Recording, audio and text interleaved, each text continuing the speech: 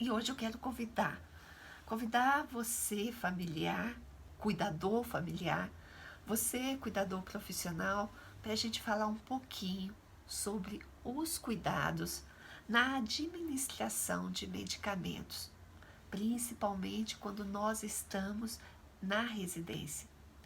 E isso leva eu a pensar o quê? Quantas vezes eu, fisioterapeuta, tenho que avaliar se está com febre, avaliar a saturação, avaliar a pressão arterial.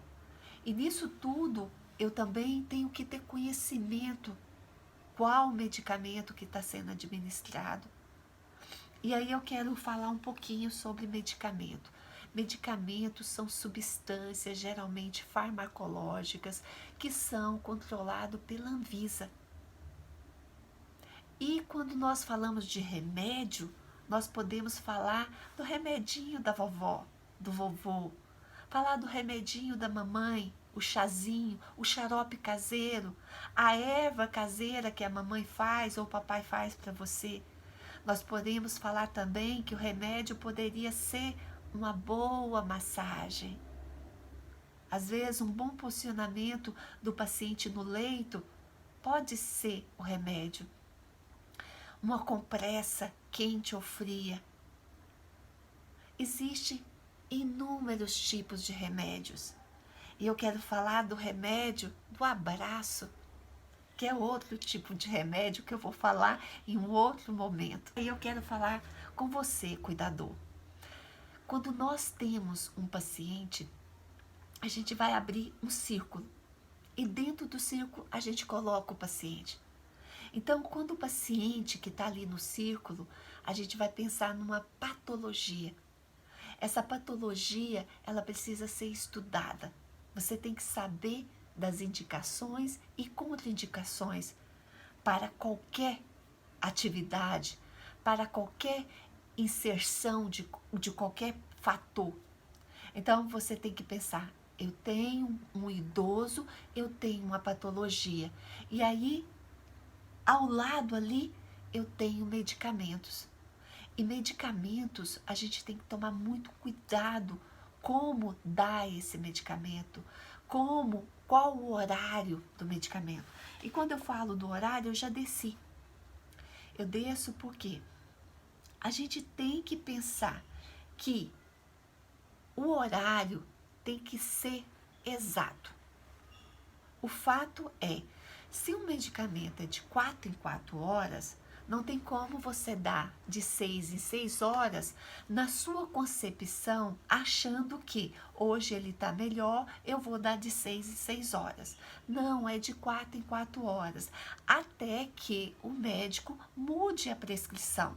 E se for de 8 em 8 horas, também tem uma outra prescrição. O médico é que tem que tomar essa iniciativa. Nós, cuidadores e familiares, não podemos tomar essa iniciativa. E tem um lado do desmame também. Existem pessoas que acham que o paciente está melhor, eu vou tirar o antibiótico. Não, o antibiótico tem a quantidade de dias e a quantidade de comprimidos que você tem que dar. Você não pode parar. Isso é um fator importante.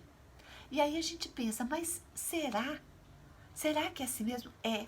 Eu vou dar um exemplo de medicamento em quantidade. Eu tive a oportunidade, não muito tempo, menos de 2 anos, de acompanhar um paciente. E esse paciente tinha uma patologia que era demência. E chegava à noite, ele passava a ficar muito ativo, começava a movimentar. E o cuidador passou a não dormir. E isso passou a incomodar esse cuidador. O que ele passou a fazer? A aumentar a dosagem do ansiolítico para que aquele paciente dormisse mais. E aí, qual o fato que veio acontecer? Aconteceu que esse paciente começou a não responder de abrir os olhos, a não se alimentar, a não ingerir líquido, alterar a saturação, diminuir muito a pressão arterial. Outro fator que ele apresentou, não me lembro, mas vários fatores. Me lembrei. Até a coloração da pele do paciente alterou. Então, imagine, esse paciente passou por tudo isso porque esse cuidador aumentou a dose e ele entrou, além disso tudo, ele entrou em um coma medicamentoso. A familiar, a senhora dele, teve que levar ele para o hospital. E esse paciente passou por colocar sonda nasal, sonda no esfíncter urinário. Teve que passar pelo menos de 5 a 10 dias, eu não sei a data exata, mas passou vários dias no hospital. E isso tudo por uma alta dosagem. E às vezes a gente se depara com cuidadores, que às vezes numa casa tem 2, 3 cuidadores.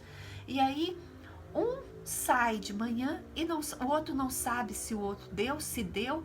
O que saiu também não sabe se deu. E às vezes, por não saber, começa a uma superdosagem. A superdosagem pode ser do cuidador profissional, mas também pode ser do cuidador familiar, porque ele fica preocupado e vai dar.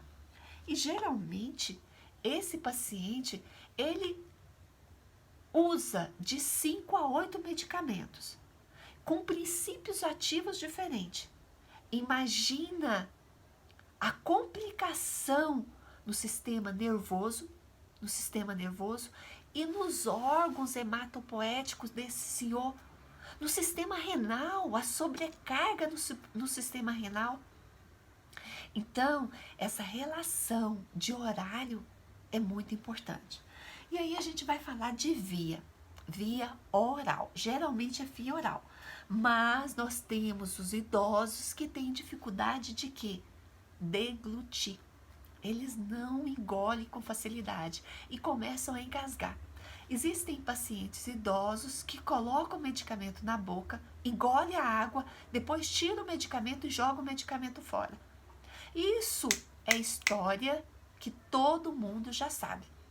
E existe também medicamento que faz mal para o sistema gástrico, faz mal para outro sistema.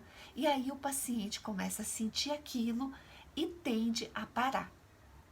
Mas aí você tem que pensar, tem como nós intervir? Temos como nós observarmos esses sintomas, esses sinais, falar para o cuidador familiar para que esse possa entrar em contato com o médico e o médico vê um similar, vê um outro medicamento.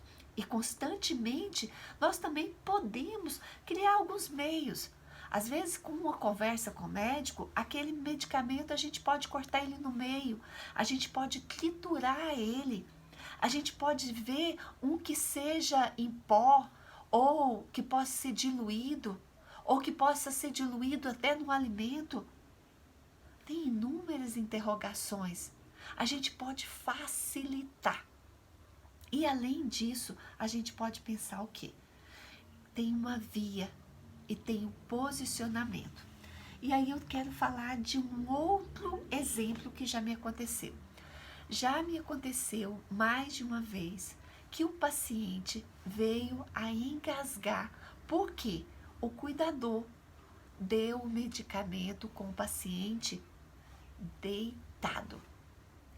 Paciente idoso, a gente não dá medicamento com ele deitado. A gente não dá nem líquido com o paciente deitado, porque ele engasga com a própria saliva. Agora você vai dar medicamento com ele deitado?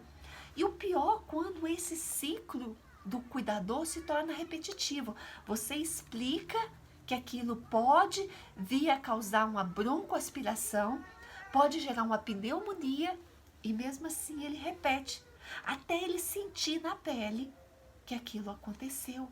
É fato, é pesquisa, é científico. Então, quando isso acontece, gera que novamente o paciente vai gerar uma grande parte, ele pode gerar salivação, porque ele não consegue nem engolir e nem jogar para fora. Ele consegue, a saturação baixa, né? Baixa abaixo de 90. A temperatura tende às vezes a ser febril, porque ele gera uma pneumonia. Normalmente, o cuidador, que é o cuidador familiar, que é outro idoso, tem que tirar o familiar dali e levar para um hospital. E ele vai ter que ser hospitalizado.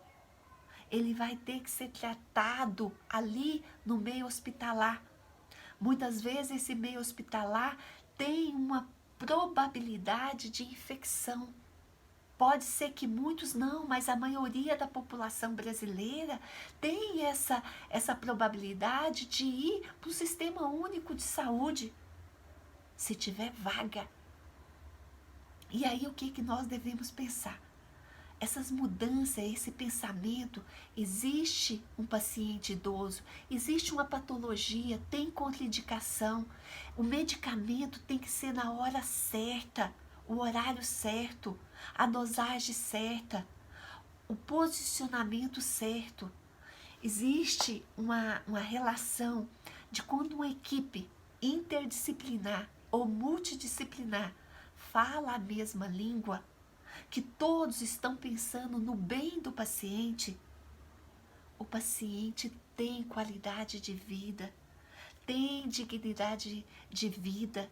E aí a gente pensa, será que aquele paciente que está ali acamado, idoso, às vezes com uma doença incurável, será que ele não quer viver? Será que ele não quer viver? Ele quer viver. Mas ele tem que sentir nos nossos olhos, sentir nas nossas ações, que paga a pena viver. Então, essa relação dos medicamentos é muito importante. Eu quero deixar esse vídeo, mas quero falar que em um outro momento eu vou abrir mais para falar sobre medicamentos. Que nós possamos absorver o que é melhor para o paciente. Absorver o que nós temos de melhor e passar para as outras pessoas. Muito obrigada e até a nossa próxima videoaula.